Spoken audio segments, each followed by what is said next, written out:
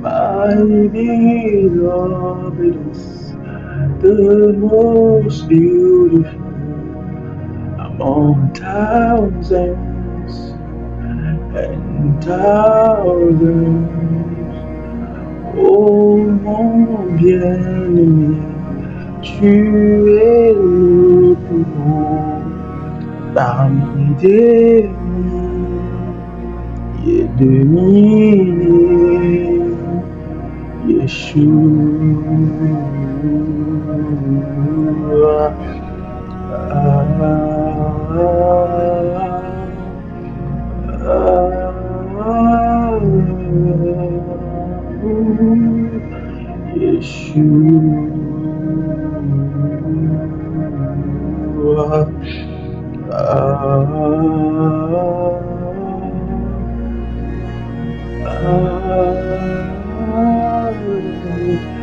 In my soul, and never did.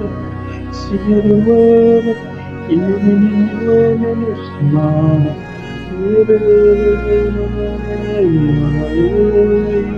You're working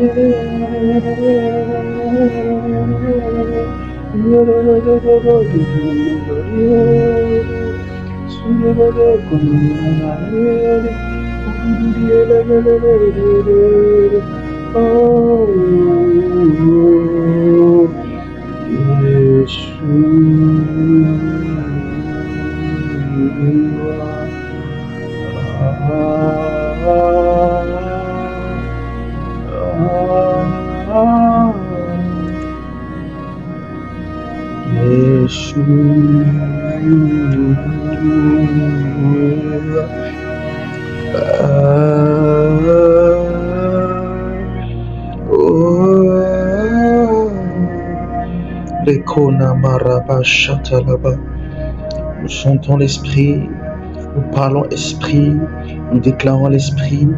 Marade Vezolita, Lerona Shalide, Lush Cleria Clavaranis Clenemo Sinta Nini Mesravai. Kados Kevinato Rili Shada, Glasorinte Levanus Cleriata, Branasile Kifona Sise Lituala, Berana Shata, Leko Brenesita, Benafaluge Clashata, Marato Kimas Eveniatuli, Lito Brania Shada Gadosha, Likleiko Ravalans Entolia Braadia, Likle Sosisi Nivitiala, Renefita Ato à celui qui est assis sur le trône, au lion de la tribu de Judas, à l'anneau qui est au milieu du trône, qui a les 7 yeux et qui a les 7 cornes. Celui qui a vaincu, à celui qui est capable de briser le sceau du livre de la vie, à celui qui est appelé l'étoile du matin, à celui qui est le soleil de la justice, Nefarana Shalakrato et Nerna Soliatalabra, à celui qui est l'astre des astres, l'étoile des étoiles, Nivenarano Shara Antoliabra.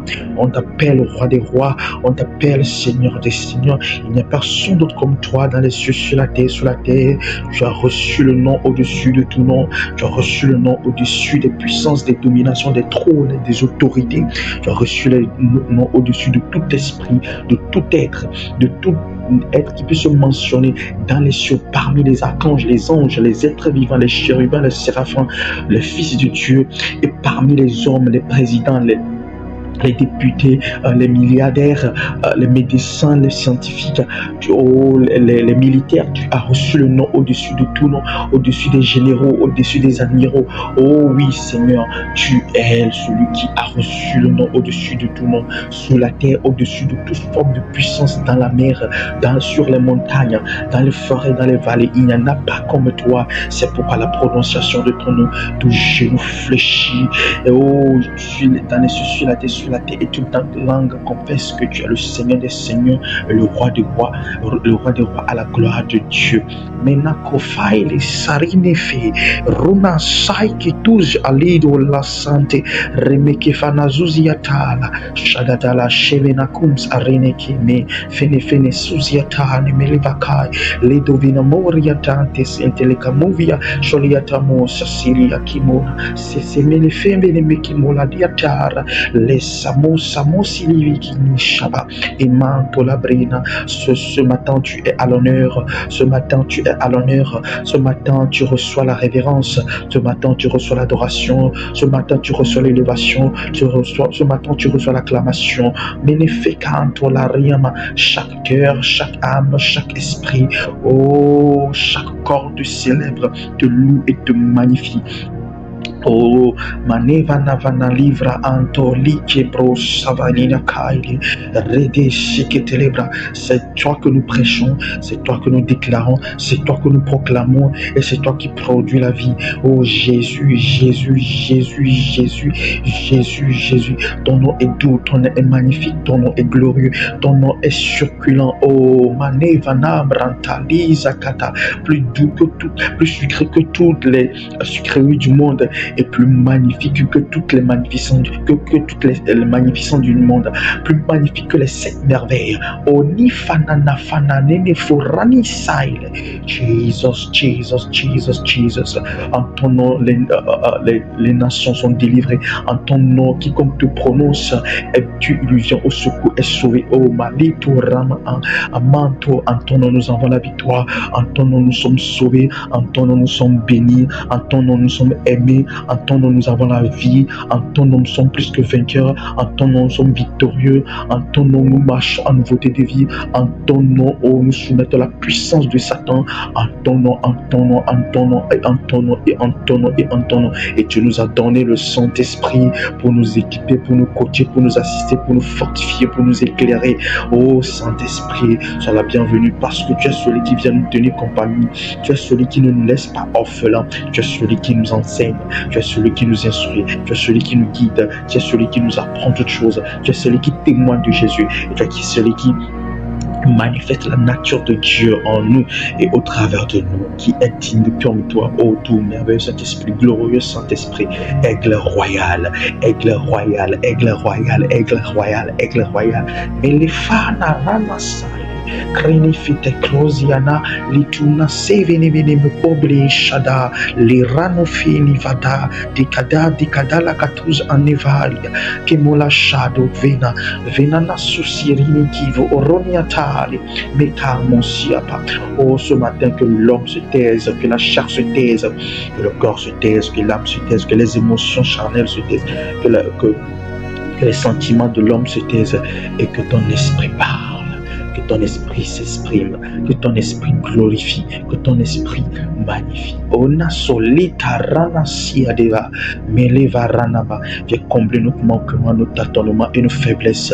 Et viens au travers de ce vase d'argile manifester ta puissance, ta gloire et ta sagesse, afin que les vies soient libérées, sauvées, préparées pour ta rencontre. Excellent, doux et merveilleux Saint-Esprit, glorieux Saint-Esprit, puissant Saint-Esprit, tu es le bienvenu. Tu es le bienvenu, tu es le bienvenu, tu es le bienvenu au nom de Jésus. Amen. Alors soyez les bienvenus à cette 4e journée de la transcendance christique, la semaine de la place de la spiritualité christique dans un monde en pleine évolution. Nous sommes au 4e jour et nous abordons la 2e partie du thème que nous avons commencé hier, qui est la destinée prophétique de l'Église et la maturation de l'Évangile.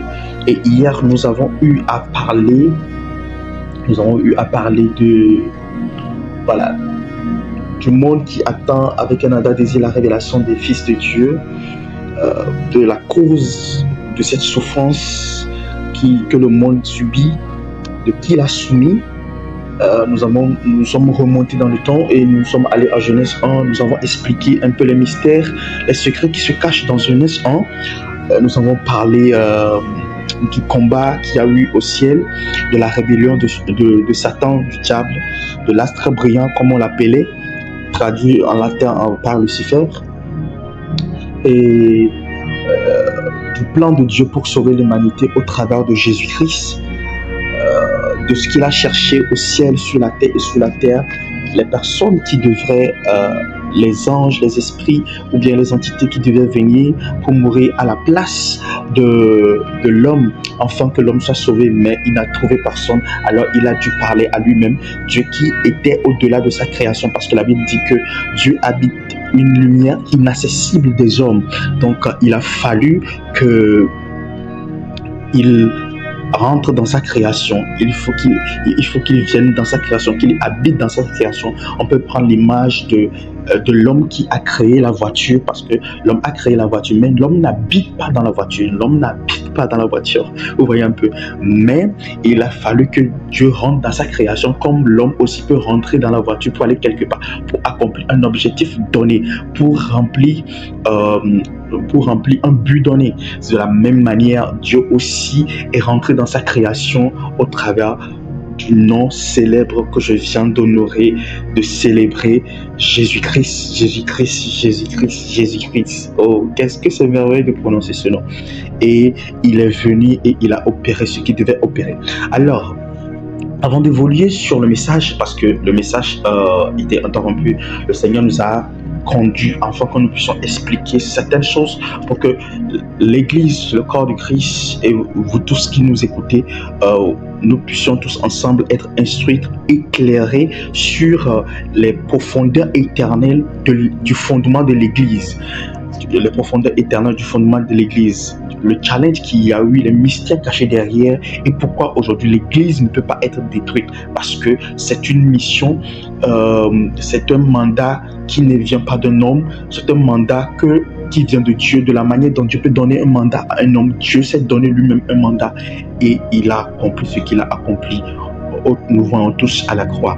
Nous voyons tous aujourd'hui, il y a plus de 2,56 milliards de chrétiens au travers du monde, ce qui fait, comme les mondains le disent, la religion qui a plus de fidèles, qui a plus de membres. 2,56 milliards de chrétiens. Acclamez Dieu pour ça. Acclamez Dieu pour ça. C'est une joie exceptionnelle pour moi d'être choisi pour faire parvenir ces mystères. C'est un honneur, c'est une joie, c'est un honneur, c'est un privilège de pouvoir m'adresser à vous, le peuple que Dieu a choisi, le sacerdoce royal que Dieu a choisi pour manifester sa puissance en ces temps de la fin. Alors, lorsque le plan de la venue de Christ, qu'on appelle encore l'époux, dans Apocalypse, parce que dans Apocalypse, on appelle Jésus-Christ l'époux, et on compare Jésus-Christ on fait la similitude entre Jésus-Christ et l'Église, on dit l'époux et l'épouse. Donc l'époux viendra chercher l'époux qui est, l'époux viendra chercher l'épouse, on parle de l'Église, mais je vais rentrer plus dans les détails pour que nous puissions comprendre, parce que quand on parle de l'épouse, on ne parle pas seulement de l'Église, on parle d'Israël, on parle aussi de l'Église. Et donc, lorsque ce plan a été mis en œuvre dans le ciel, et pour que Jésus-Christ vienne, il a fallu qu'on prépare la nation qui va l'accueillir. On prépare, c'est comme on prépare le peuple qui va l'accueillir. Et non seulement ça, ce peuple est préparé, non comme on prépare un homme, mais ce peuple est préparé comme on prépare une épouse. Et ce peuple est préparé comme on prépare une femme, avec beaucoup de soins, beaucoup de détails, beaucoup d'amour, beaucoup de choses en fait. Et aujourd'hui, nous allons rentrer dans les détails pour voir un peu ce qui s'est passé, et comment Dieu a fait les choses, et nous allons rapidement muter vers la maturation de l'évangile, ce qui me tient beaucoup à cœur. Alors rapidement, allons dans Apocalypse 9, Apocalypse 21 plutôt, le verset 9 à... Le verset 9 à 20 ans. Il y a beaucoup de personnes, certainement des gens qui se demandent quel est le but de ces messages que nous prêchons.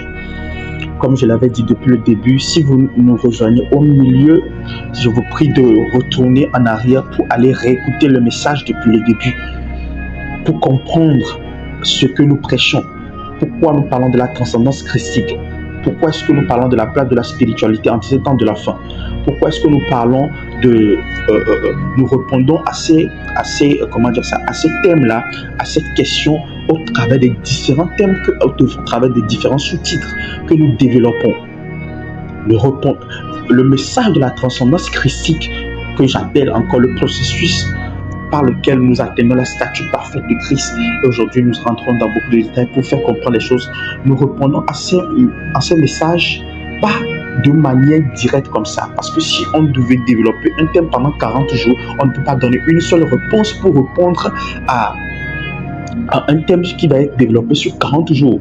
Donc, vous comprenez. Donc, la semaine 1, nous l'avons intitulé par la grâce et par l'instruction divine, la semaine où nous parlons de la place de la spiritualité christique dans un monde en pleine transition. Et nous avons expliqué la destinée des nations, la destinée prophétique des nations. Nous avons parlé de la statue de Babylone pour, en fait, expliquer à quoi le monde doit s'attendre. À quoi la création s'attend?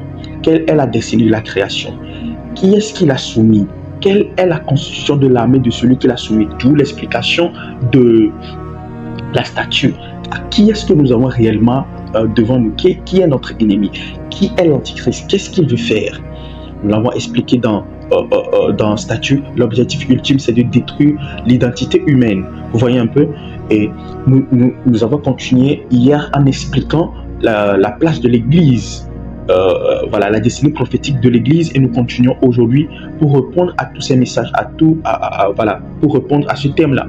Vous comprenez un peu? Donc, il y a l'objectif ultime de ce message, c'est de pouvoir apporter la lumière par rapport au temps qu'il fait, par rapport à la saison dans laquelle nous sommes, par rapport à la pensée de Dieu pour l'Église, pour les nations, en ce temps de la fin. À quelle époque nous nous situons? Nous avons eu le temps de parler des différents temps. Nous avons vraiment pris le temps d'expliquer les choses en profondeur. Et même dans les messages, quand je fais un message, le jour qui suit, je refais le résumé du message précédent pour que nous puissions avoir une suite, que ce soit comme une chaîne ou bien un filet où nous tissons à la fin, en fait. Nous tissons à la fin pour évoluer, pour qu'il n'y ait pas de rupture, pour qu'il n'y ait pas de rupture. Nous apportons un message prophétique, et les messages prophétiques, souvent c'est difficilement compréhensible, donc nous prenons le temps de rentrer dans les détails. C'est pourquoi nous prenons le temps de nous attarder sur les détails pour expliquer en fait la profondeur des choses. Donc voilà un peu ce qu'il en est, et aujourd'hui nous allons continuer avec le message de la place de la destinée prophétique de l'Église, la maturation de l'Évangile, partie 2. Donc, nous sommes dans Apocalypse 21, le verset 9. À partir du verset 9, lisons au nom de Jésus-Christ. La Nouvelle Jérusalem. L'un des 7 anges qui tenait les 7 coupes pleines de 7 derniers fléaux vint me dire: viens et je te montrerai la mariée, l'épouse de l'agneau. Retenons très bien cette phrase. La mariée, l'épouse de l'agneau. L'esprit se saisit de moi et l'ange me transporta au sommet d'une très haute montagne. Et là encore, il a fallu que l'apôtre Jean monte encore. Donc la révélation est vraiment très très progressive. Nous devons avoir beaucoup de patience et beaucoup d'ouverture d'esprit pour que l'esprit nous ravisse, l'esprit nous entraîne dans les profondeurs, dans les hauteurs des révélations. Et je tiens à préciser ici que nous devons avoir beaucoup d'ouverture d'esprit pour que l'esprit nous conduise, parce que dans ces moments où nous partageons, beaucoup vont avoir des visions, les yeux spirituels vont s'ouvrir, les oreilles spirituelles vont s'ouvrir, les gens vont faire des rêves. des rêves sur la fin de temps, sur la préparation, des rêves vraiment très, très, très, très particuliers, des songes que Dieu va envoyer, des visions que Dieu va envoyer. Donc, nous tous qui écoutons serons ouverts d'esprit pour que Dieu puisse réellement faire passer le message qu'il veut faire passer. Moi, parce que nous prophétisons en partie, nous parlons en partie, nous enseignons en partie. J'enseigne en partie, mais il y a d'autres messages que Dieu veut transmettre. Ce ne sera pas forcément par moi, mais ce sera par vous qui écoutez. Ce sera des messages personnels, ce sera des messages, des témoignages pour venir confirmer ce que nous disons, ce que nous enseignons. Donc, soyons ouverts d'esprit et je crois que le Seigneur va nous faire grâce à tous et nous allons évoluer. Merci, excellent Père de grâce. Allons-y. Donc, l'Esprit se saisit de moi et me transporta au sommet d'une très haute montagne. Il me montra la ville sainte Jérusalem qui descendait du ciel, envoyée par Dieu, resplendissante de la gloire de Dieu. La ville brillait d'un éclat semblable à celui d'une pierre précieuse, d'une pierre de jaspe, transparente comme du cristal. Elle avait une très haute muraille avec 12 portes et 12 anges qui gardaient les portes. 12 portes et 12 anges qui gardaient les portes. Sur les 12 portes étaient inscrits les noms des 12 tribus d'Israël, c'est-à-dire les noms des 12 princes. Et quand on parle des 12 princes, des 12 tribus d'Israël, on parle des 12 fils de Jacob. Ruben, Judas, Lévi, etc., etc. On ne va pas tout citer maintenant. Il y avait, sur les 12 portes étaient inscrits les noms des 12 tribus d'Israël. Il y avait 3 portes de chaque côté. 3 à l'est, 3 au nord, 3 au sud et 3 à l'ouest. La muraille de la ville reposait sur 12 pierres de fondation. Retenez ça très bien. Et ces 12 pierres de fondation sur lesquelles étaient inscrits les noms des 12 apôtres. Retenez très bien. Donc là, on nous présente la nouvelle Jérusalem, la mariée, l'épouse de l'agneau. Donc, pour dire l'épouse de Jésus-Christ. Et on donne un peu la description, la constitution de cette épouse en question. On compare, ou bien cette épouse est représentée par une ville. Et on voit que la ville a 12 portes, c'est-à-dire quand on parle de porte, c'est le chemin d'accès, la voie par laquelle on entre dans quelque chose, ou bien on a accès à quelque chose. Donc, c'est une porte, on parle ici de 12 portes qui comportent les 12 noms des 12 tribus d'Israël, les noms des 12 tribus d'Israël, notamment les noms des 12 princes. Là, on parle d'Israël et ensuite on continue. On parle que cette ville a pour fondation, cette ville a pour colonne, ce qui maintient cette ville en équilibre. Après avoir entré, ce qui maintient cette ville, pour que ça tienne, c'est quoi? C'est les noms des 12, c'est les colonnes, ce qui maintient cette ville, pour que ça tienne, pour que ça puisse tenir la structure, les colonnes sur lesquelles se repose cette ville. Sur ces colonnes sont inscrits les noms des 12 disciples de Jésus-Christ, donc des 12 apôtres. On sait que les disciples, les 12 princes font partie de l'Ancien Testament au début de la création de la nation d'Israël, et maintenant les 12 disciples font partie du Nouveau Testament, de la Nouvelle Alliance, de la création de l'Église. Donc c'est deux associations en fait. Donc l'Église, donc l'épouse est constituée d'Israël et ainsi que de l'Église. Donc évoluons. Donc il y avait la muraille sur laquelle était inscrit le nom des 12 apôtres. Donc ça, on va s'arrêter là-bas et on va retourner en arrière dans Genèse 9. Allons dans Genèse 9. Alors lorsque Dieu a décidé de manifester déjà Jésus-Christ, l'époux, il a fallu aussi qu'il manifeste l'épouse.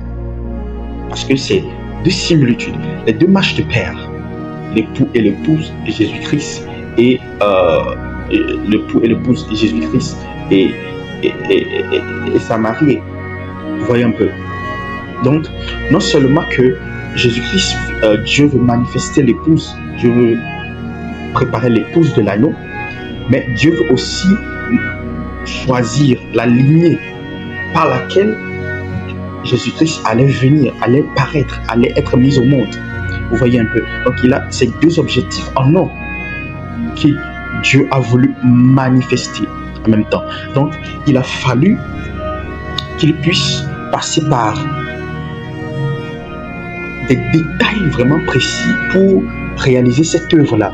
Alors, avant d'évoluer dans Genèse 9, nous irons dans Matthieu 20.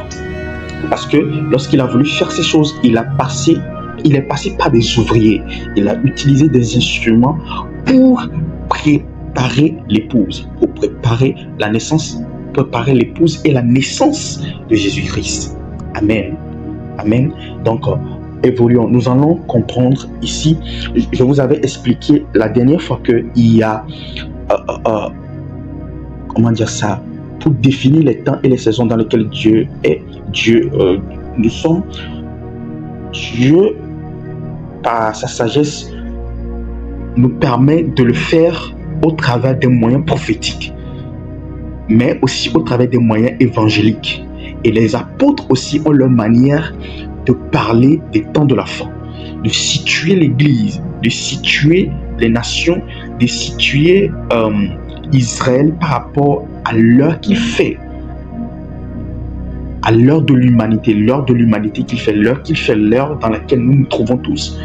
Les apôtres aussi le font et les docteurs aussi le font. Donc, il y a divers moyens par lesquels on peut mesurer le temps.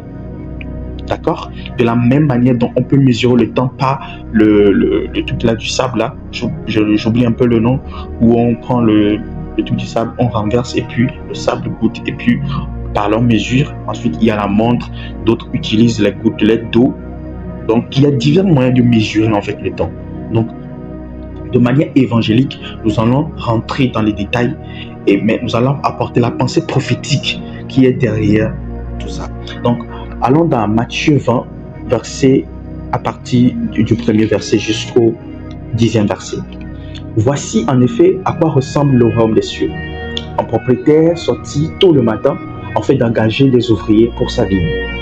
Il convint avec eux de leur payer le salaire habituel, 1 pièce d'argent par jour, et les envoyant travailler dans sa vigne. Il sortit de nouveau. Voilà, il les envoya travailler dans sa vigne. Il sortit de nouveau à 9h du matin et vit d'autres qui se tenaient sur la place sans rien faire. Il leur dit: allez, vous aussi, travaillez dans ma vigne et je vous donnerai un juste salaire. Et ils allèrent. Le propriétaire sortit encore là à midi, puis à 3h de l'après-midi, et fit de même. Enfin, 5h du soir. Ici, dans cette version française, il y a beaucoup trop de détails. Donc, quand on prend la version, ils ont expliqué, donc voilà, c'est normal de l'expliquer de cette manière. Mais quand on prend la version Louis II, on dit à la première heure il sortit, à la troisième heure il sortit pour appeler les ouvriers, d'accord? Donc à la 6e heure, la 9e heure, la 11e heure. Maintenant, évoluons dans le message, dans la lecture du verset. Donc, enfin, à la 5e heure, vers 5h du soir, il sortit et trouva d'autres hommes qui se tenaient encore sur la place. Il leur demanda: pourquoi restez-vous ici tous tout le temps sans rien faire? Parce que ils ont répondu: parce que personne ne nous a engagés. Répondit-il. Il leur dit: eh bien, allez vous aussi travailler dans ma vigne. Quand vint le soir, le propriétaire de la vigne dit à son contremaître: appelle les ouvriers et paie à chacun son salaire. Tu commences par les derniers engagés et tu termineras par les premiers engagés.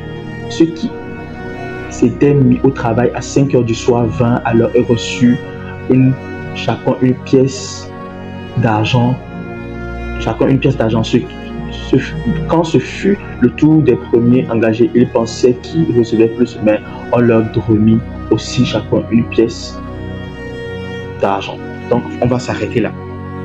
Donc, ici, la Bible nous parle de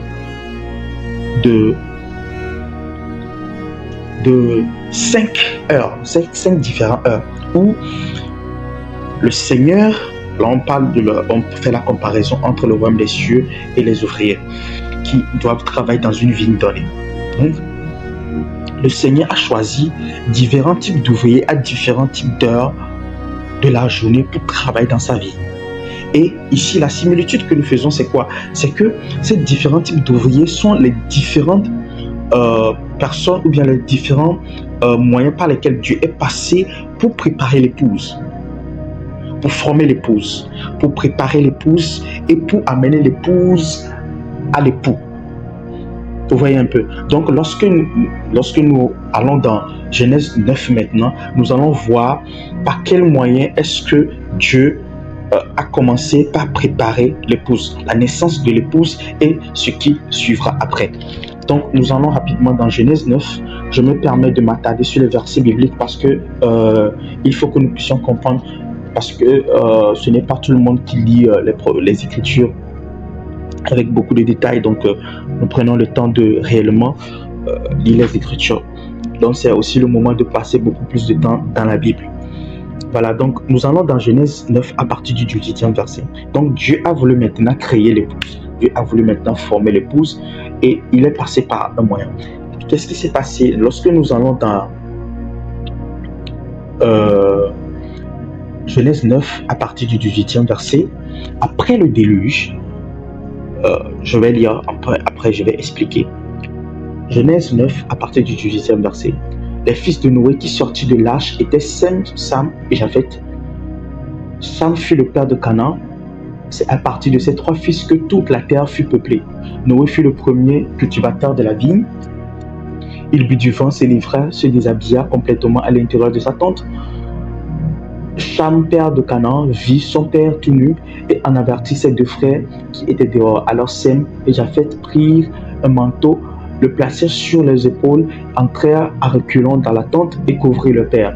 Ils regardaient dans la direction opposée pour ne pas voir leur père tout nu. Quand Noé fut sorti de son ivresse, il apprit ce qui lui avait fait son plus jeune fils. Alors il déclara: maudit soit Canaan, qu'il soit pour ses frères le dernier des esclaves. Puis il ajouta: béni soit le Seigneur Dieu de Sem, que Canaan soit esclave de Sem, que Dieu mette Japheth au large, mais qu'il ait sa demeure chez Sem. Alors, j'explique ici que quoi? Après le déluge, Dieu a voulu repeupler la terre. Donc, il a conservé les souches humaines. Donc, ici, vous comprenez maintenant pourquoi est-ce que nous parlons et nous insistons sur le fait de conserver l'identité humaine et que le diable veut passer par tous les moyens pour détruire cette identité humaine-là. La Bible dit que les temps de la fête seront comme au temps de Noé.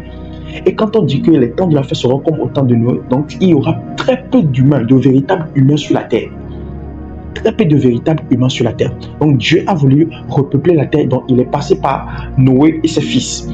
Donc au travers de Noé et ses fils, il a repeuplé la terre. Mais qu'est-ce qui s'est passé?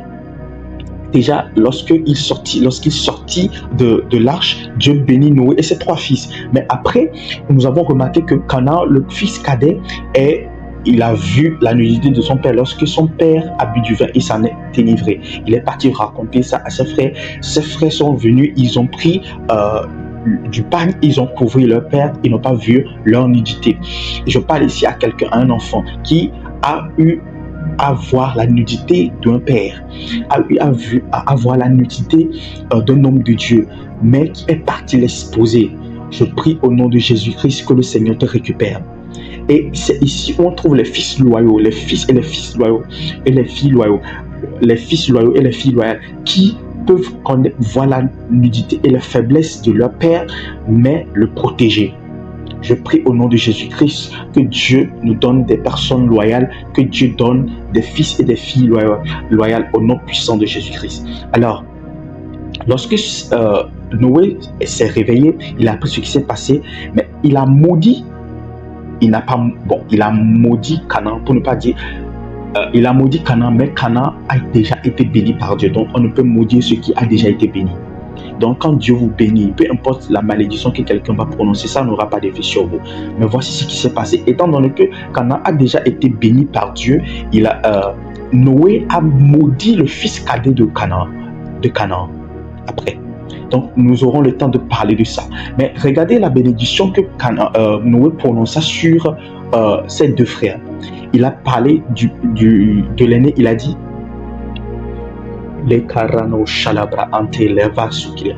sur l'aîné, il a déclaré: béni soit le Seigneur Dieu de Canaan. Dans la version 8 secondes, la Bible dit: béni soit l'Éternel Dieu de Canaan. Donc là, il a pris la spiritualité, il a donné à Canaan. Et à Japheth, il a dit que Japheth soit mis au large, qu'il ait des possessions. Qu'il ait des possessions. Dans la version 8 secondes, c'est ce qui est dit, qu'il ait des possessions. Là, on a pris la politique, l'extension des terres, la conquête des terres, on a donné à Japheth.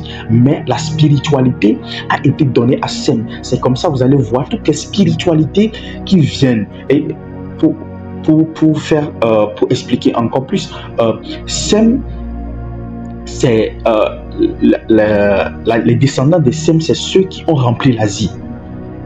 Et les descendants de Japheth, c'est ceux qui ont rempli l'Europe. Vous pouvez comprendre aujourd'hui, les descendants de Canaan, c'est ceux qui ont rempli l'Afrique. Voyez un peu. Donc, à Sem, il a donné la spiritualité. Nous expliquerons demain un peu, si Dieu nous permet de terminer ce message aujourd'hui. Demain, nous irons avec la destinée prophétique de l'Afrique et nous allons parler de Canaan, de ce qui s'est passé, de la marche prophétique de Canaan et le rôle que l'Afrique aura à jouer dans la fin des temps. Vous voyez un peu. Donc, il a donné la spiritualité à Sem. C'est comme ça, vous allez voir que toutes les religions qui durent dans le temps, qui durent dans le temps, qui traversent des générations, viennent de l'Asie. Prenez toutes les religions, le christianisme, l'islam, l'hindouisme, le bouddhisme.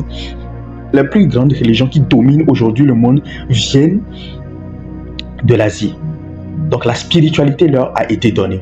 Et maintenant, à Japheth, on lui a donné la conquête des terres, la possession. C'est comme ça, vous allez voir les Européens. Plus tard, cette bénédiction s'est manifestée et ils avaient cette envie, ce désir et cette capacité de conquête avec l'Empire romain, l'Empire grec, la colonisation. Bref, c'est eux qui ont conquis l'Amérique. Vous allez voir, il y a des gens qui étaient là avant eux, mais ils ont cette capacité que Dieu leur a donnée, que là où ils mettent leurs empreintes, là où ils posent la plante de leurs pieds, ça devient leur possession. Vous voyez un peu, ils ont manifesté la bénédiction de Psaume 8, de Psaume 2 qui dit je te donnerai je te donnerai le monde comme possession, les extrémités de la terre comme possession et les nations comme héritage. Vous voyez un peu. Donc, il a manifesté réellement cette bénédiction-là. Et Sem aussi a manifesté sa partie de la bénédiction qui est la spiritualité. Donc, c'est au travers de la lignée spirituelle que Jésus-Christ est venu au monde. Jésus-Christ n'est pas venu au travers de la lignée politique, mais au travers de la lignée spirituelle. Vous voyez un peu. Parce que les choses qui doivent venir de l'esprit, les choses qui doivent venir du monde invisible, les choses qui doivent venir de Dieu pour fouler la terre doivent passer par l'esprit. Vous voyez un peu. Donc, là, à la première heure, nous avons les patriarches. Au travers des patriarches, la première heure, ce sont les premiers types d'ouvriers qu'on trouve dans Matthieu 20 que nous venons de lire. On a les premiers ouvriers qui sont les patriarches. Donc, au travers de Sem, après Sem, il y a les descendants de Sem jusqu'à Terah, le père d'Abraham, ensuite Abraham, ensuite Isaac. Abraham a engendré Isaac au travers de la promesse à 100 ans. Il a engendré Isaac. Et Dieu a voulu qu'il l'offre en sacrifice, mais Dieu a envoyé un agneau à la place pour que Isaac soit sauvé. Donc partout où l'agneau apparaît, il y a l'affranchissement, il y a la liberté. Je crois que je l'avais déjà enseigné pendant la période de la Pâque. Je crois que c'était un vendredi soir, je me rappelle très bien, c'était un vendredi soir. J'avais enseigné sur ça. Donc, après Isaac engendra Jacob. Jacob engendra ensuite les 12 princes. Les 12 princes dont il y a Ruben, Issachar, Dan, Zabulon, Judas, etc., etc., Benjamin, bref, les 12 tribus d'Israël. Et là maintenant, Dieu a formé la nation Israël, la première partie de l'épouse, parce que j'avais précisé, l'épouse même est constituée de deux parties. La première partie, c'est Israël, où il y a les noms des 12 princes qui sont inscrits sur les... Saint-Esprit, aide-moi. Les noms des 12 princes qui sont inscrits sur les 12 portes de la ville de Jérusalem, dans la nouvelle Jérusalem, et maintenant, plus tard, les noms des 12 disciples qui sont inscrits sur les colonnes. Donc, Dieu vient de préparer, Dieu vient de faire naître la nation Israël. Les 12 princes viennent de naître. Donc, au travers des patriarches, notamment Abraham, Isaac et Jacob, Dieu a engendré la première partie de l'épouse qui est Israël. Maintenant vient l'ouvrier de la troisième heure, Moïse. Donc ces 12 princes sont montés en Égypte, où ils sont devenus une grande nation. Maintenant, il a fallu que Dieu sauve cette nation et protège cette nation, donne les directives à cette nation, donne la conduite, la conduite que doit suivre cette nation, la manière dont cette nation doit marcher dans la pureté pour aller à la rencontre de son époux plus tard. Donc c'est comme ça Moïse fut suscité, où Dieu a fait de lui Dieu pour Pharaon, et son frère Aaron est devenu son prophète, où il a délivré Égypte au travers d'innombrables manifestations de puissance, de signes, de prodiges et de jugements. Et après, Moïse est monté sur la montagne dans le désert Sinaï, où il a reçu les instructions venant de Dieu, les lois, les 10 commandements, et après plusieurs autres commandements qui ont suivi, qu'on appelle la loi de Moïse. Et c'est au travers de cette loi-là que la nation d'Israël a été gardée. Donc, depuis Moïse jusqu'à la venue de Jésus-Christ, Moïse, même après les prophètes qui sont venus, les rois qui sont venus, les juges qui sont venus, les juges, les rois, les prophètes qui sont venus après, eux tous avaient fonctionné avec la loi de Moïse. Vous voyez un peu, eux tous avaient fonctionné avec la loi de Moïse pour être gardés. Et c'est ainsi que la nation d'Israël a été gardée. Et vous allez remarquer que la plupart du temps, la nation d'Israël est comparée à une femme, à une épouse. Et des fois, quand Dieu se met en colère pour parler contre, donner des prophéties au travers des prophètes pour réprimander Israël, Dieu parle d'Israël comme d'une prostituée. Vous voyez un peu, comme dans Osée, à qui il a demandé d'aller épouser une prostituée, en référence, en prophétie pour être une référence prophétique pour Israël qui s'est prostitué vers d'autres nations, vers d'autres dieux. Et quand vous allez dans Ézéchiel 16, le verset 1 à 16, où il a parlé d'Israël comme d'une jeune fille vierge qui avait été mise au monde, mais laissée dans son sang. Il a récupéré, l'Esprit de Dieu me demande de le lire. Donc nous allons le lire, rapidement dans Ézéchiel 16. C'est à Dieu qu'appartient le temps et les saisons. Donc voilà, nous allons évoluer, je crois qu'il va nous conduire pour que nous allons dans les détails. Ézéchiel 16.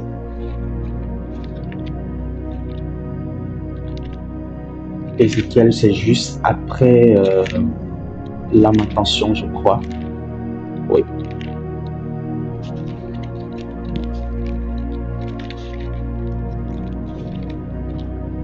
Voilà. Donc, nous allons dans Ézéchiel 16. Lisons à partir du premier verset. Regardez, Jérusalem était une enfant abandonnée. Le Seigneur m'adressa la parole, toi, homme, montre à Jérusalem combien sa conduite a été abominable. Regardez encore ici. Donc, Dieu se met en colère chaque fois que, pour Dieu, en fait, chaque fois que la nation d'Israël ne suivait pas les préceptes, ne respectait pas les commandements et se prostituait vers d'autres dieux, avait adoré d'autres dieux, d'autres Baals. En fait, quand vous comprenez un peu la philosophie derrière, ou bien la pensée que Dieu a de la nation d'Israël, vous allez comprendre un peu les prophètes dans leur manière de parler. Pour Dieu, la nation d'Israël est une partie de l'épouse qui doit venir à la rencontre de Jésus. Mais l'épouse originelle même, parce que si ils avaient reconnu lorsque Jésus-Christ était venu, il y aurait plus de l'église après. Vous voyez un peu. Donc, pour Dieu, Israël devait être l'époux de l'agneau, l'épouse de l'agneau. Et une épouse n'a Dieu que pour son mari. Elle ne doit pas regarder vers d'autres hommes. Donc, ici, on fait une comparaison dans la spiritualité. Donc, quand Israël va adorer d'autres dieux, faire des sacrifices à d'autres dieux, Baal, les Astartés, les prophètes de Baal et tout ça, vous pouvez comprendre un peu l'ampleur de la colère de Dieu. C'est comme un père qui voit la femme future de son fils aller et coucher avec d'autres hommes. Comment Karabashata. Aller se prostituer vers d'autres hommes. Et c'était ignoble. Donc vous pouvez comprendre la colère de Dieu. Et bizarrement, en ce temps, il opérait soit autant il opérait dans l'ère du lion et dans l'ère du taureau. Donc il envoyait Israël complètement en captivité. Israël était frappé, divisé. Les temples étaient détruits. Vous pouvez imaginer, comprendre le niveau que Dieu a de voir ce que Dieu supportait en réalité. S'il était un homme, ce qu'il supportait, ce qu'il pouvait supporter. Vous voyez un peu. Donc, quand Israël se prostitue, allait adorer d'autres dieux, en fait, pour Dieu, elle se prostituait en fait. Elle se prostituait vers d'autres hommes. Or que nous savons très bien que dans la spiritualité, les choses là sont beaucoup plus poussées. La prostitution, non pas de prostitution, à ce niveau, adorer Dieu, adorer d'autres dieux est tellement plus, comment dire ça, est tellement plus abominable que comment est-ce que je vais dire ça pour que ça ne soit pas biaisé? Bon, je préfère le garder pour moi. Ok? Donc, le fait d'aller vers d'autres dieux, c'est une prostitution à un niveau pas possible. Il y a la prostitution physique, mais il y a aussi la prostitution spirituelle.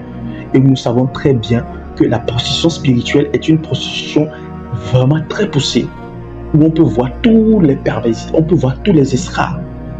Ok? Voilà. Donc, allons dans Ézéchiel 1. Le Seigneur m'a adressé la parole. Toi, l'homme, monte à Jérusalem combien sa conduite a été abominable. Transmets-lui ce que je déclare. Transmets-lui ce que je déclare. Le Seigneur Dieu, Canaan est le pays de tes ancêtres, la terre où tu es né. Ton père était un Amorite et ta mère une Hittite. Au moment de ta naissance, personne n'a coupé ton cordon. On ne t'a pas plongé dans l'eau pour te laver. On ne t'a pas frotté avec du sel et on ne t'a pas emmailloté avec des langes. Personne n'a eu un regard de pitié pour toi, ni assez de compassion pour te prodiguer un conseil de ses soins. Au contraire, on n'avait que du dégoût pour toi et tu as été jeté sur le sol nu à ta naissance. Je suis passé près de toi et j'ai vu que tu baignais dans ton sang, dans le sang. Je t'ai dit de vivre malgré le sang dont tu étais couverte. J'ai insisté pour que tu vives. Regardez ce que Dieu a fait de la nation Israël, d'où il l'a prise. Comment? Là, ici, je fais la comparaison par rapport au fait que la nation d'Israël est comparée à une épouse, à une femme, à une jeune belle fille. Ok? Donc, je t'ai dit de vivre malgré ton sang. J'ai insisté pour que tu vives. Je t'ai fait croître comme une plante des champs. Tu as grandi, tu t'es développé et tu es devenue très belle. Tes seins se sont formés et tes poils ont poussé. Mais tu étais complètement nu. De nouveau, je suis passé près de toi et j'ai vu que tu avais atteint l'âge de l'amour. Alors j'ai étendu mon manteau sur toi pour en couvrir ta nudité. Je t'ai promis fidélité et j'ai conclu une alliance avec toi. C'est ça. Dieu a promis fidélité à Israël et il a conclu une alliance avec lui pour qu'il va lui donner le plus précieux des maris. c'est-à-dire son fils. Come on. Oh, j'aime la Bible. Alors, je t'ai promis fidélité et j'ai conclu une alliance avec toi. C'est ainsi que tu fus à moi, je l'affirme, moi le Seigneur Dieu. J'ai pris de l'eau pour laver le sang qui était sur toi, puis je t'ai frictionné avec de l'huile parfumée. Je t'ai donné des vêtements brodés, des sandales de cuivre, une ceinture de lin et un manteau de soie. En fait, ces tissus ou bien ces éléments qu'on cite ici, ce sont les éléments les plus précieux du temps. Vous voyez un peu? Donc Dieu a vêtu, recouvert, orné Israël de la chose la plus précieuse, de tout ce qu'il y a de plus précieux sur la terre des hommes. Continuons. Je t'ai couvert de bijoux, j'ai mis des bracelets à tes poignets et un collier à ton cou. J'ai placé un anneau à ton nez, des boucles d'or et à tes oreilles et une magnifique couronne sur ta tête. Tes bijoux étaient d'or et d'argent, tes vêtements de lin et de soie d'étoffe brodée. Pour te nourrir, tu prenais de la farine la plus fine, le miel et l'huile d'olive. Imaginez! Oh my God! C'est comme ça. Imaginez si Dieu peut prendre soin d'Israël comme ça. Alors, à combien de plus forte raison Dieu peut prendre soin de l'Église, de ceux qui ont le Saint-Esprit en eux. Dieu aime prendre soin. Dieu aime faire du bien à ses enfants. Ne vous voyez pas, que le diable ne vous trompe pas. Dieu aime prendre soin de vous. Dieu aime prendre soin de nous. Dieu aime être dans les détails avec nous, ce que nous devons porter. Il veut que nous nous vêtissions avec les choses les plus merveilleuses du monde, que nous conduisons les plus belles voitures. Je parle. Il n'y a aucune raison de descendre ici pour dire que non, nous parlons des choses. Non, c'est ce que le message que Dieu m'a dit de vous donner.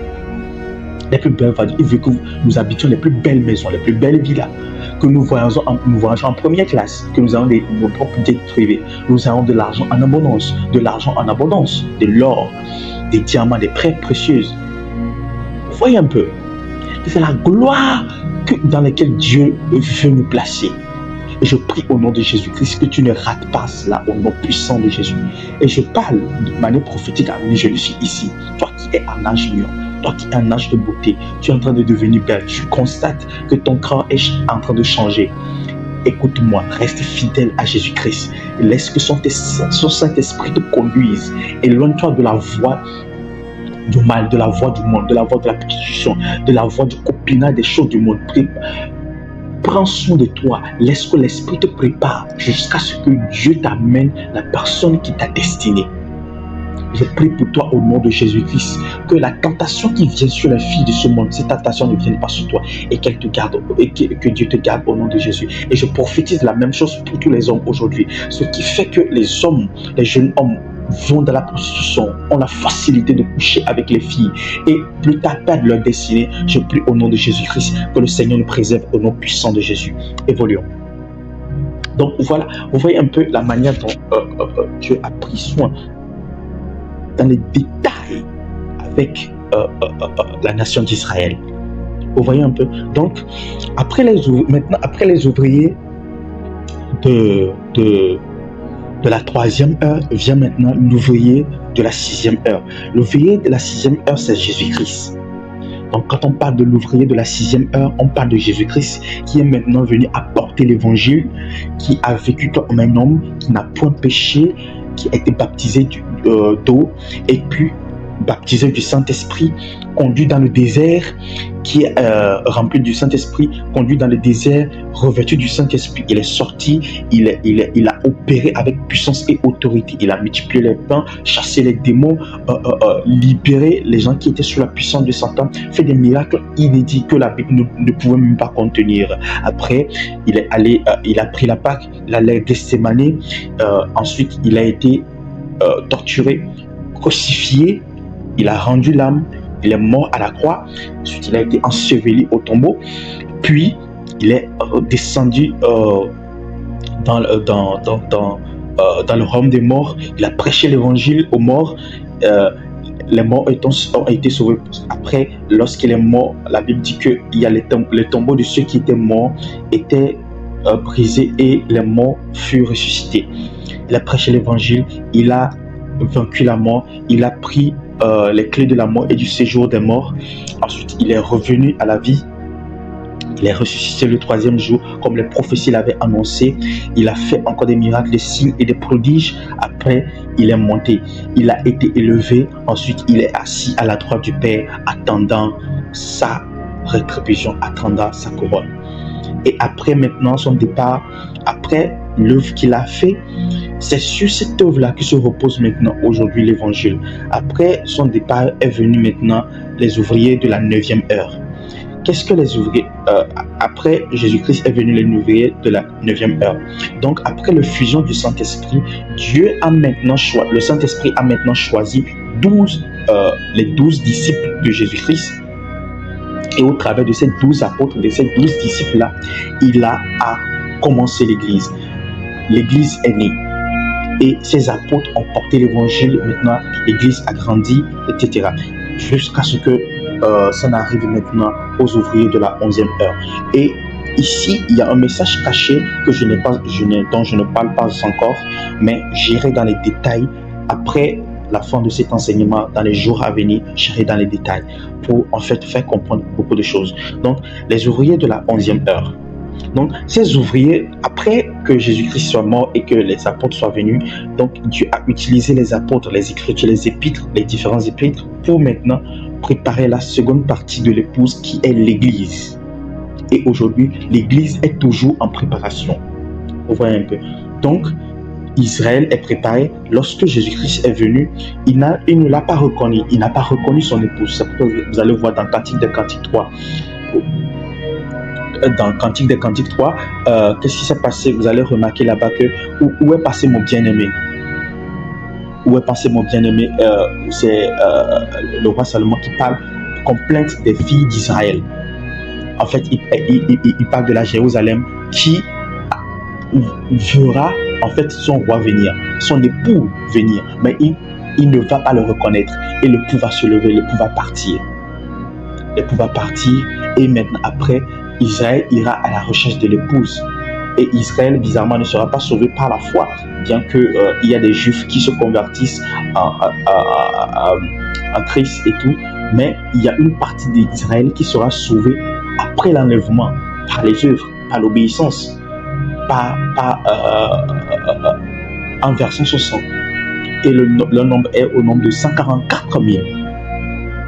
Vous voyez un peu, et je crois que c'est 12 000 dans chaque tribu. Dans Apocalypse, plus tard, lorsque vous lisez Apocalypse, vous allez voir un peu tous ces nombres et toutes ces références-là. Vous voyez un peu? Donc, mais l'Église, lui, sera sauvée par la foi en Jésus-Christ. Donc, présentement, l'Église est toujours en préparation. L'Église est toujours en préparation. L'Église est en train d'évoluer aussi vers l'état dans lequel il doit être pour être enlevé, pour aller à la rencontre de Jésus-Christ, pour connaître ce qu'on appelle pas le rapture, l'enlèvement. Vous voyez un peu. Donc c'est là maintenant nous rentrons dans la partie où nous parlons de la maturation de l'évangile. Avant de parler de la maturation de l'évangile, l'Église doit atteindre l'état adulte. L'Église est en train d'évoluer vers l'état adulte. La manière dont l'Église était il y a 2000 ans, l'Église n'est plus comme ça. Et l'Église ne sera plus comme ça dans quelques années, quelques dizaines d'années. Parce que l'Église est en train d'évoluer. Le retour de Jésus-Christ est proche. Et il faut que l'état dans lequel l'épouse soit, il faut que cet état soit un état vraiment christique. Amen. Est-ce que quelqu'un est en train de me comprendre? Il faut que cet état soit vraiment un état christique. Les rochabra la kataya la masutalabra. Les farano shabra le katozibra la katalabra. Redo shalagadalariata. Redo shebra la takatala rabaya. Les sobra la tu brena shalagato. Rekado sagatalabra.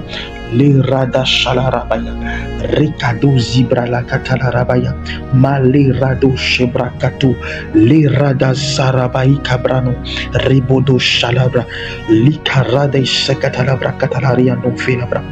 Donc, nous sommes en train d'évoluer vers un état de maturation donné. Je vais m'arrêter ici. Demain, nous allons continuer avec la partie 3.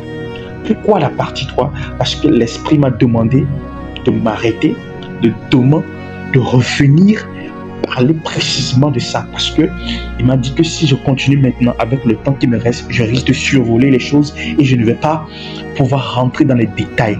Parce que le Seigneur veut que j'apporte les détails. L'objectif de ces 40 jours, c'est d'apporter des lumières.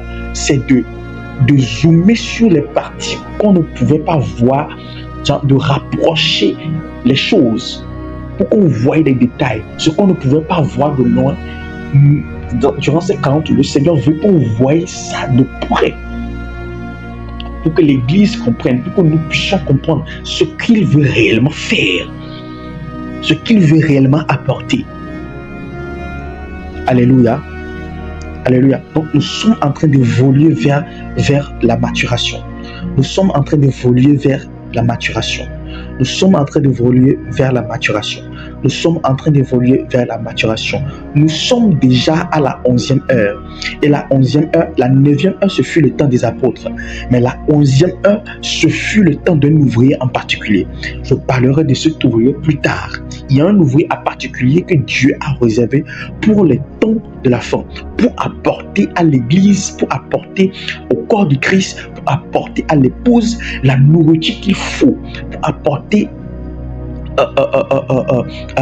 à l'épouse les soins qu'il faut, de la manière dont Dieu a pris soin d'Israël dans Ézéchiel 16, à partir du verset 1 à 16. De la même manière, Dieu veut aussi prendre soin au travers d'un ouvrier en particulier, apporter l'ornement. Dieu veut passer par une catégorie d'ouvriers pour apporter l'ornement, pour apporter la nourriture nécessaire. Parce que n'oubliez pas, Israël, lorsqu'on décrit dans Ézéchiel 16, n'a pas seulement été lavé, n'a pas seulement été vêtu, n'a pas seulement été couronné, n'a pas seulement n'a pas seulement eu des bijoux comme ornement, mais on lui a mis du parfum, on lui a mis des bijoux, on l'a lavé, de l'huile est passée, donc des soins précis. Come on, les saranasu parakatalabra. Le Seigneur me dit en ce moment que la manière dont ce verset a une similitude avec le verset d'Esther, où Esther a été mise à part, où on a pris soin de lui. Come on, les varada shalabra antelezu kiada rako savarado shamana katoziate regedegeteluz abra antalabra. Il y avait un ouvrier en particulier qui préparait qui préparait Esther avec des soins, avec les meilleurs parfums, avec les meilleures eaux. Il y a eau et puis il y a eau. On ne va pas rentrer dans les détails. Les meilleures eaux, les meilleures huiles. Sa nourriture était soignée. Elle mangeait la nourriture la plus raffinée, comme Israël dans Ézéchiel 16. La nourriture la plus raffinée. Les soins les plus précieuses, comme si on le rapporte dans notre temps aujourd'hui. Le make-up était extraordinaire. Les vêtements étaient extraordinaires. On habillait Kalova Atalabra, Sakatalabra. Israël, si je peux l'amener dans le temps aujourd'hui et faire la comparaison avec le temps moderne, ça veut dire que cette fille en question, cette épouse en question, était habillée avec des grandes marques, des vêtements sur mesure, des robes sur mesure, des coutures, des designers de talent, les plus renommés du monde entier. Les pharaons sur Katalabra. Elle ne portait pas seulement des Louboutins, elle portait des hautes marques. Moi, je ne connais pas tous les marques des filles, pardonnez-moi. Ok? Je crois que Zara aussi fait des trucs comme ça, hein? Ou bien les Zara, tout ça. Je ne connais pas trop, je ne suis pas trop versé dans les trucs de la mode. Ok? Vous me pardonnez cela. Ok? Donc, vous prenez soin d'elle. À sa main, il y avait les diamants les plus précieux au monde. Le diamant bleu. Dans ces bijoux, il y avait les diamants bleus. les diamants noirs, les diamants roses. Elle était vêtue avec de l'or fin, de l'or la plus pure. Parce que quand on fait travailler l'or, on fait des fois quelquefois des mélanges. C'est pourquoi vous allez voir l'or est plus à tel pourcent, l'or est plus à tel pourcent. Mais cette épouse dont on parle était vêtue avec l'or la plus pure, les vêtements les plus fins. Il y a des vêtements, je crois, j'en ai entendu parler, des pagnes, des tissus en soie. C'était des tissus qui sont produits à partir des... Si je ne me trompe pas, si je me trompe, vous pouvez me corriger plus tard, il n'y a pas de souci. Okay? Qui sont produits à partir des toiles d'araignée. Des toiles, vous pouvez imaginer ça, des toiles d'araignée. On récupérait ces toiles-là, on traitait ces toiles-là et on en faisait des tissus. Vous pouvez imaginer la somme faramineuse que pouvait coûter ce tissu. C'est avec ça qu'on vêtissait Israël en temps. Avec ça, on vêtissait Esther en ce temps. Et c'est avec ça qu'on vêtit, on est en train de préparer l'épouse. Ça, c'est une similitude physique pour que vous compreniez un peu la hauteur de la chose. Ce n'est pas fini. Quand vous prenez les parfums, c'était les parfums de haute dose. Vous allez remarquer des fois où dans la Bible, Dieu reprochait à Israël, ou bien des fois Dieu disait à Israël pour la bénir que l'Égypte apportera de la myrrhe, de l'encens, de la baume de Galade. Ce sont des comment dire ça, des parfumeries, des choses de haute valeur, et comment dire ça, le parfum dont on a oint Jésus-Christ, la femme qui a oint Jésus-Christ pour l'adorer, le parfum de haute valeur là, ce sont ces genres de parfums qu'on traitait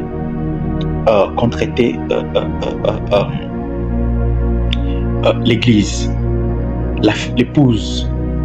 Imaginez comment on prend soin de la femme ou bien de la fiancée d'un roi, d'un milliardaire. Alors maintenant, imaginez avec quel genre de soin on doit prendre soin de la fiancée d'un roi divin, Jésus-Christ.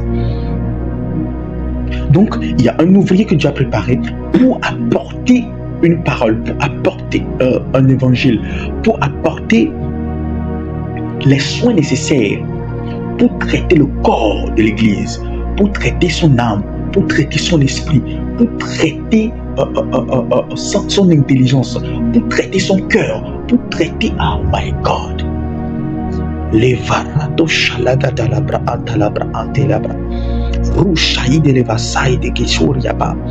Donc l'Église est en train de muter vers ce niveau-là. L'Église est en train de, après les apôtres, vient la 11e heure. Il y a un ouvrier en particulier là-bas, et dans la 11e heure, déjà, nous sommes déjà à la 11e heure, l'Église était enfant. Mais là maintenant, elle rentre dans sa jeunesse, dans l'état où elle doit être épousée. Leda Crozia Vaanta, Ronia Baradaba Shaliata, Mekalosia Valabra. Je m'arrête ici pour aujourd'hui. Nous continuons demain. Nous allons rentrer dans les détails comme Dieu le veut, comme le Saint-Esprit le veut. Likomarana Siatala Diasha, Kravalia Tovia, Remo Savila Kada, Itorana Machada Labra, Mekledo Vila Saïtelebra. Merci Saint-Esprit pour ces révélations. Merci pour ces ouvertures d'esprit. Merci pour ces éclairages. Seigneur, tu prêches à moi premièrement avant de prêcher aux autres. Laisse-moi, donne-moi de prendre part, de bénéficier des merveilles de ce que tu prépares. Les Karananamaya, les Solabra, je le reçois au nom de Jésus. Les Kalada Kataladia, Salatalabra Antalabra. Par ces paroles, mon intelligence, notre intelligence est délivrée. Notre révélation est restaurée. Oh ma calabra, la vision qu'on a de toi, Dieu, la manière dont tu aimes prendre soin de nous. Oh, mais les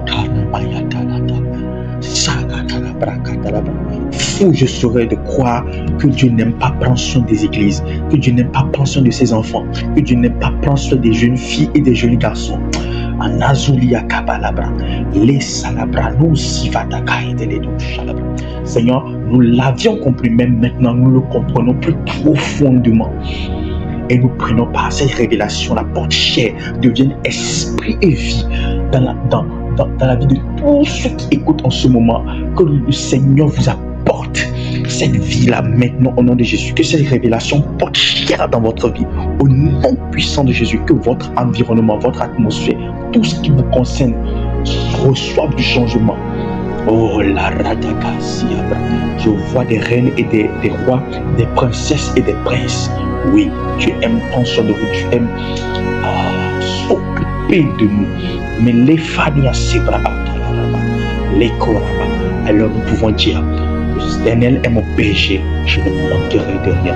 Alors nous pouvons dire, le Seigneur me comble de toutes sortes de grâces afin que j'ai de quoi subvenir à mes besoins et que j'ai encore en abondance toute bonne œuvre. Alors nous pouvons dire, le Seigneur exauce les désirs de nos cœurs. Alors nous pouvons dire, le Seigneur ne me refuse pas ce que mes lèvres demandent et me donne ce que ne me refuse pas ce que mes lèvres demandent et me donne ce que j'énumère dans mes prières. Oh my God, oh my God, oh my God. Lekoramasha. Thank you, Holy Spirit. Shalom, shalom. Passez une excellente journée.